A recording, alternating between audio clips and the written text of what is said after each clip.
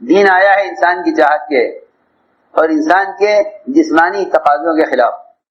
نماز کا حکم وقت پر، اور نیند پیدا کی، نیند کو مسلط کیا، نیند کو مسلط کیا، نماز کو فرض کیا. بھوک اور پیاس پیدا کی اور روزے کو فرض کیا.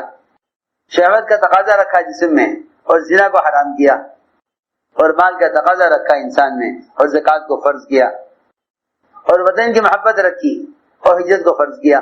چھوڑو وطن، وطن چھوڑ کے نکلو. آپ سارے دعوت اور عبادت کے سارے احکام اٹھا کر دیکھ لیں، سارے احکام انسان کے فطری تقاضوں کے خلاف ملیں گے. کھانے کے، پینے کے، شہوت کے، سونے کے، وطن کی محبت کے سارے احکام فطری تقاضوں کے خلاف ملیں گے. معاملہ تو سارا اطاعت اور اجتماعیت پر ہے. کبھی حکم آئے گا حیثیت کے خلاف، کبھی حکم آئے گا جذبے کے خلاف، کبھی حکم آئے گا معمول کے خلاف. معمول ایک معمول چل رہا ہے، ایک کام کرتے آ رہے ہیں، حکم آ جائے گا معمول کے خلاف. ایک کام کرتے آ رہے تھے، اچانک حکم آئے گا نہیں یوں نہیں یوں کرنا ہے. ارے سنو توجہ سے، ایک دم حکم آ جائے گا یوں نہیں یوں کرنا ہے. ایک غزوے میں صحابہ کو بھوک لگی اور سخت بھوک، کیا کریں؟ کھانے کے لیے کچھ نہیں. خیال آیا کہ سواریاں ہیں، اس سواری کو ذبح کرو، اس کا گوشت بناؤ کھاؤ. اس زمانے میں اس وقت تک گدھے کا گوشت حلال تھا. پالتو گدھے جو ہوتے ہیں، گدھے حلال تھے، اس کی حرمت کا حکم نہیں آیا تھا، گدھے کا گوشت حلال تھا. صحابہ کو جو بھوک لگی اور کھانے کے لیے کچھ نہیں، تو انہوں نے سواری اپنی گدھے کو ذبح کیا اور حلال. جیسا آپ بکرا ذبح کر لیں ایسا انہوں نے گدھا ذبح کر لیا.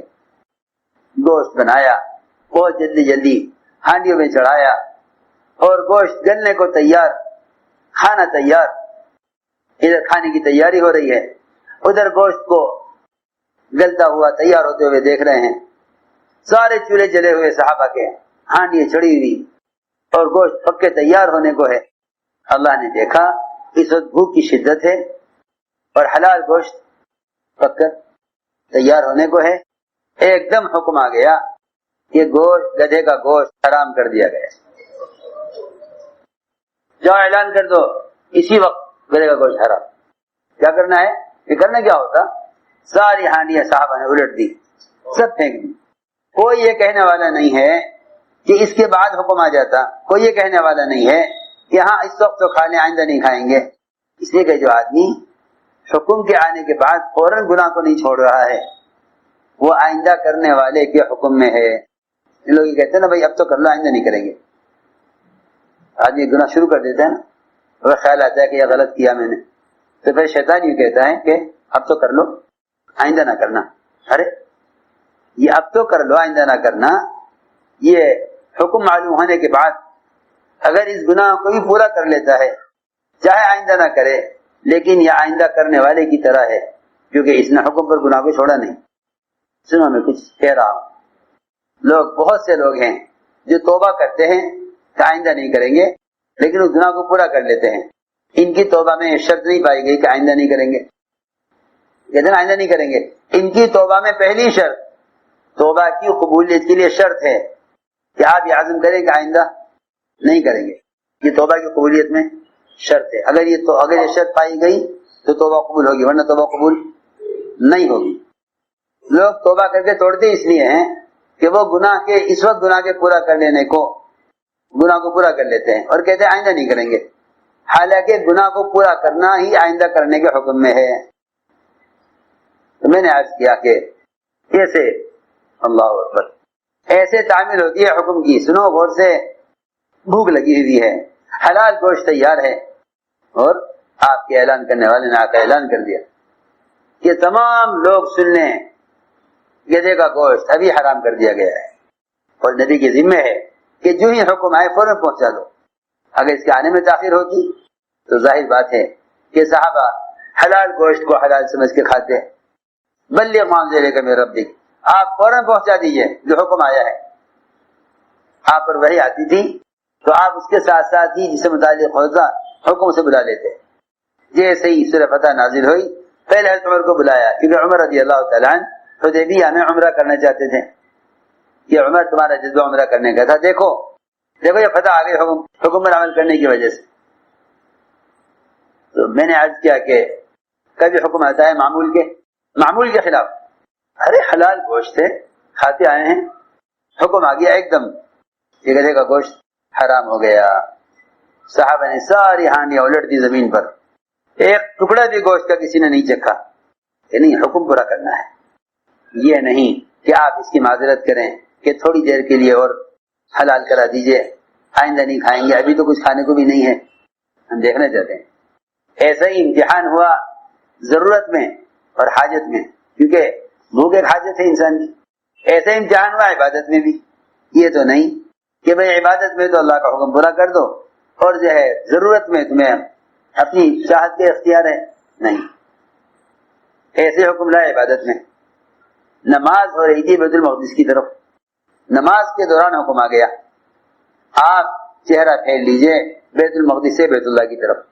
ظہر کی نماز ہو رہی تھی، نماز میں حکم آ گیا، آپ کے صحابہ فوراً پلٹ گئے. کیوں بھائی؟ نماز کے بعد حکم آ جاتا کہ ظہر تک یہاں اس طرف پڑھیے، ظہر تک، آئندہ ادھر پڑھ لینا، عصر سے ادھر شروع کر دینا. حالانکہ نماز ایک ایسا عمل ہے جس کے درمیان کہیں وقفہ نہیں ہے. تکبیر تحریمہ سے لے کر سلام پھیرنے تک ہر حال میں ذکر ہے. قیام میں ہے تو قرات ہے، رکوع میں ہے تو تسبیح ہے، رکوع میں جا رہے ہیں تو تکبیر ہے، رکوع سے اٹھیں تو حمد ہے، پھر رکوع میں جائیں تو تکبیر ہے، پھر سجدے میں جائیں تو تکبیر ہے، پھر سجدے کی تسبیح ہے، تشہد ہے. کوئی موقع نماز میں خالی ہے؟ کوئی موقع خالی. اس کو ذکر اکبر کہنے کی بڑی وجہ یہ بھی ہے کہ اس سے زیادہ مسلسل اذکار کسی اور عبادت میں نہیں. حج میں آپ کھا رہے، سو رہے، بات کر رہے، چل پھر رہے، بے شک حج فریضہ ہے، زکوٰۃ فریضہ ہے، آپ سارے افعال کرتے ہوئے زکوٰۃ بھی دیتے ہیں. روزہ ہے، آپ روزے میں صرف کھا بھی نہیں سکتے، باقی چلنا پھرنا، بولنا، سونا. نماز سب سے زیادہ اذکار کا اور سب سے زیادہ پابندیوں کا فریضہ ہے. نماز سب سے زیادہ پابندیوں کا فریضہ ہے، سب سے زیادہ پابندیوں کا فریضہ نماز ہے. اس میں حکم لائے نماز کے دوران آپ رخ کر لیجیے بیت المقدس سے بیت اللہ کی طرف. اسی کیا جلدی تھی کہ ہاں جلدی تو اس لیے ہے ہم دیکھنا چاہتے ہیں کہ کون نبی کے ساتھ ساتھ پلٹ جاتا ہے قبلے دوسرے قبلے کی طرف، اور کون اس میں تاخیر کرتا ہے اور کون اس سے انکار کرتا ہے. اور یہ کہنا کہ بھئی یہ کیوں بدل دیا، پہلے سے جب ایک طرف نماز ہو رہی تھی تو یہ حکم کیوں آیا کہ اب ادھر نہیں اب ادھر پڑھنی ہے. تو قرآن نے کہا کہ ایسے سوالات کرنے والے تو احمق اور بے عقل ہیں. لوگ سوالات کرتے ہیں نا کہ بھئی یہ ایسے ہو رہا تھا تو ایسے کیوں کر دیا. جی ہاں، عمل نہ کرنے جو عمل سے محروم ہوتے ہیں نا، انہیں عمل سے جو محروم کیے جاتے ہیں وہ لوگ ہوتے ہیں جو کسی حکم کا آنے پر تبصرہ کرتے ہیں. حکم کا آنے پر کیا کرتے ہیں؟ تبصرہ، اپنی اپنی رائے، اپنے اپنے اشکالات.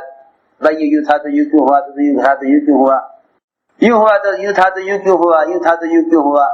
یہ باتیں وہ کرتے ہیں جنہیں حکم پورا کرنا اور کام کرنا نہیں ہوتا. جو کام کرنے والے ہوتے ہیں وہ تو ہر وقت منتظر رہتے ہیں اب کیا حکم آتا ہے، اب کیا حکم آتا ہے. عجیب بات ہے، قرآن نے یہ سوال کرنے والے کہ ایسا کیوں ہوا، ان کا رخ کیوں بدلا گیا، قرآن نے کہا یہ سوال اٹھانے والے سب احمق ہیں، سب کے سب احمق ہیں.